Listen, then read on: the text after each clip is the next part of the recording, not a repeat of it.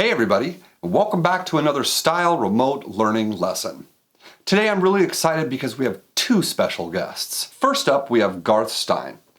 He's the author of The Art of Racing in the Rain. It's a story told from a dog's perspective, and it got so big that he created several kids' books inspired by the same character, Enzo. And this book today is called Enzo and the 4th of July Races. I'm really excited because not only is Garth Stein a New York Times best-selling author, but he's also a really huge supporter of Bushwick Book Club and the style programming and has been for years. In addition, we partnered him up with somebody named Joy Mills. She's an amazing vocalist and wonderful guitar player, and she's going to be accompanying the book today as well as singing a song written inspired by this awesome book, Enzo and the 4th of July Races. I'm really excited to get into it, so without any further ado, let's get started. Hi, my name is Garth Stein. I'm the author of The Art of Racing in the Rain, which is a story that's told by a dog. It's narrated by Enzo the dog, and he tells the story of his family. Well, Enzo became such a popular character, we decided to have the continued stories of Enzo, and we made some children's picture books starring little Enzo and little Zoe, his girl who takes care of him, and of course Denny, the father, who is a race car driver. So I'm going to read to you one of my favorites of this series called Enzo and the 4th of July Races. It's nearly the 4th of July, which means it's time for the big race weekend. I love it when we go to the races on Independence Day, because there are so many people and everybody is happy to see each other. And this year, Zoe is big enough to race on her own in the Kids Kart Challenge. It's a big race for Denny in the Season Points Championship, but it's a bigger race for Zoe, who will be in her first race against other kids. What if I'm not fast enough? Zoe whispers into my ear. She's very fast, so I'm not concerned. She's been driving karts since she was nearly my size. But I can tell that she isn't feeling confident, so I stay with her instead of following my instinct to chase the crows that are looking to steal food. I have never trusted a crow. The next morning, the crew is busy getting Denny's car prepared for the big race. This is what I love about the racetrack. The roar of the engines, the smell of fuel and rubber, the dirt on everyone's faces, and the look of intensity in their eyes as they work on their cars to make them the fastest of the weekend. And I also like that sometimes someone drops a hot dog and doesn't notice. While Denny's car is being prepped, he takes Zoe to register for the Kids Kart Challenge. When the practice session is over, one of the fastest kids looks at the registration clipboard. "Let's see who's gonna get second place," he says boastfully. "Hey, a girl signed up for the race. Girls aren't fast drivers. I guess she'll be our back marker." I growl softly at the kid, but he doesn't hear me because he's the kind of person who can only hear his own words. "Let it go, Enzo," Denny says to me. "We'll do our talking on the track." I let it go because Denny is much wiser than me, and I trust his judgment, but I really want to bite that kid on his back marker. As we leave the kart track, Zoe breaks away and runs back to the registration. She scratches her name off the entry list. When she rejoins us, Denny kneels down and puts his hand on her shoulder. "A wise man once told me," he says to her, "there's no dishonor in losing the race. There is only dishonor in not racing because you are afraid to lose." Zoe doesn't reply. I wonder if she's afraid. I hadn't thought so. She's very fast, but maybe it's something I don't understand because I'm a dog. "I just don't want to," she says finally. I can hear in her voice that what she really wants to do is cry. "Okay then," Denny says after a moment. "I respect your decision, and I love you whether or not you race. Okay?" "Okay, Daddy." It's time for Dennys Practice session. Denny's crew chief, Johnny Mac, and Zoe and I go to the stands to watch. We're all wearing radio headsets to protect our ears, but also so we can hear Denny call in to Johnny Mac about how his car is driving. As Denny's car races around the track, we can see that he's not as fast as the other cars. "How's the car, Denny?" Johnny Mac says into his microphone. "You're way off pace."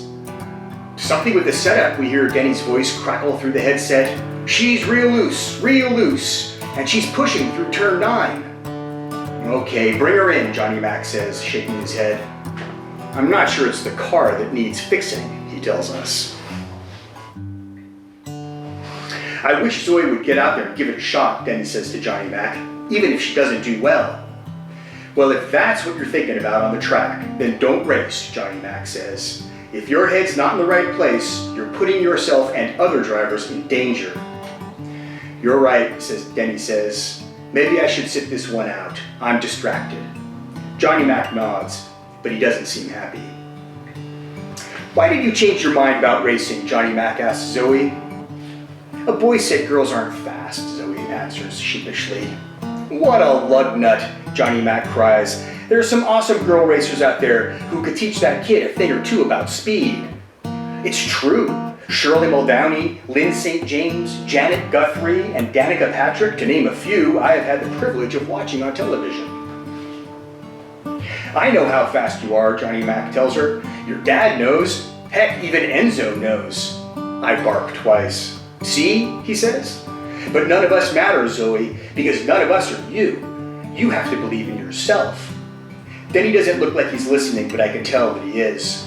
I nudge Zoe with my muzzle and she pats my head. Then she looks up at Johnny Mac, determined. I believe in me, Johnny Mac, she says. Then go get some practice, Johnny Mac says, and put your name back on that entry list so I can get your father to believe in himself too. Because I believe both of you can win your races this weekend. Zoe's cart zips this way and that around the turns. Round and round she flies by so quickly that the bored teenagers take notice. Around and around until we are all grinning. She pulls into the pits and climbs out of the cart. You're up there with the best of them, one of the teenagers says. You should definitely race. Zoe nods and puts her name back on the entry list. I see Denny watching us. I know he's proud of her too. Qualifying for the races is very tense for me because both Denny and Zoe are qualifying at the same time. I have to run back and forth to make sure they're both driving well. They don't realize how much work it is for me to look after them. But maybe neither of them did so well. They both qualified mid-pack. Maybe I didn't help them after all. I'm worried about Zoe because she hasn't learned how much she has to believe in herself to become a champion. Not bad for a girl, the fast kid boasts, but you'll never catch me. I'll do my talking on the track, Zoe says, which I think is a good answer. After the racing is finished for the day, we go out onto the track.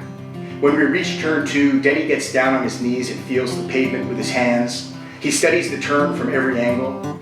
Did you lose something? A corner worker asks as he rolls up his flags. I lost about a half a second, Denny says, and I'm pretty sure I lost it right here in this turn. You know, the corner worker says, the fast guys brake a little earlier here and they get on the throttle sooner. The more speed you have here, the more you'll carry over there. What do you think, Zoe? Denny asks. Does that look like a half second to you? Zoe scratches her chin and squints at the tarmac. She looks just like her dad. Just about a half second, she says. I think so too. Everybody has stopped working, except Denny and Zoe. They crawl around the kart track looking for half seconds. I love Zoe and Denny, but this is too much work for me. I've been running around all day in the hot sun watching them qualify. I doze by our neighbor's fire, which is much easier than searching for half seconds. It's finally time. Denny's race begins first. It takes him a few laps to learn the new way through turn 2, but then he gets it down. He works his way to the front of the pack and leads the second half of the race. He pulls away from the pack of cars behind him and takes the checkered flag without a worry. He waves to the crowd in victory as he takes his cool-down lap. Zoe's race is next, and is much tougher. It's hard for her to get past the other carts, but she and Denny must have found that half second on the kart track last night. Soon she's neck and neck with the fast kid. The two of them leave all the other carts in the dust. Try as she might, Zoe can't get past the fast kid. It's almost the last lap as they come into a sweeping turn, and Zoe appears to lift off the throttle. Her cart slows, and the fast kid dives into the turn. I don't understand why she's letting him get away. But then she jumps on the throttle early, swoops inside, and easily zips past his cart. Oh, the fast kid is not happy, and he bangs his steering wheel. Zoe knows he's not thinking about racing anymore. He's worried about losing, and that's all she needs. Zoe wins by nearly half a lap.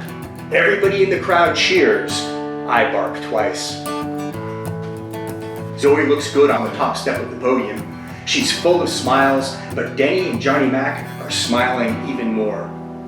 I guess you kicked my butt, the fast kid said to Zoe after the award ceremony. Well, Zoe says with a laugh, your butt's pretty big, so it wasn't hard to kick. Yeah, I shouldn't have said that about girls not being fast. Sorry. Zoe accepts his apology with great dignity. But how did you do that in turn 8, he asks. You were behind me and then suddenly you were driving away. That's some trick. My dad and a corner worker helped me find the half-second last night, Zoe says. Want me to show you? Yeah. Here's what I love about the 4th of July races. I love seeing old friends, making new friends, and spending time with my family. I love learning secrets from corner workers and learning how to believe in myself. I love the hot sun and the smoldering campfires and the dropped hot dogs. But most of all, I love watching the fireworks at the end of the race with Denny and Zoe, who are my favorite people of all. I hope you enjoyed it. Hey there, my name is Joy Mills. I'm part of the Bushwick Book Club, and I'm here today to share a song I wrote inspired by Garth Stein's book, Enzo and the 4th of July Races, and Zoe's story about believing in herself. So I wrote this song about believing in yourself. It's called Your Living Proof. I hope you like it.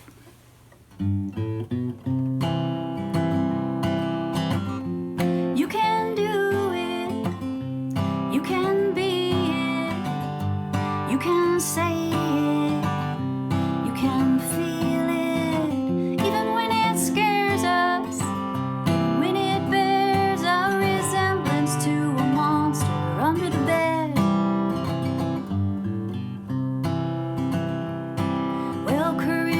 Grows when we face what we don't know, even though it can make you doubt yourself. But find that voice inside, the one that only tells the truth, and listen when she says that you're living proof that you can do it, you can be it, you can say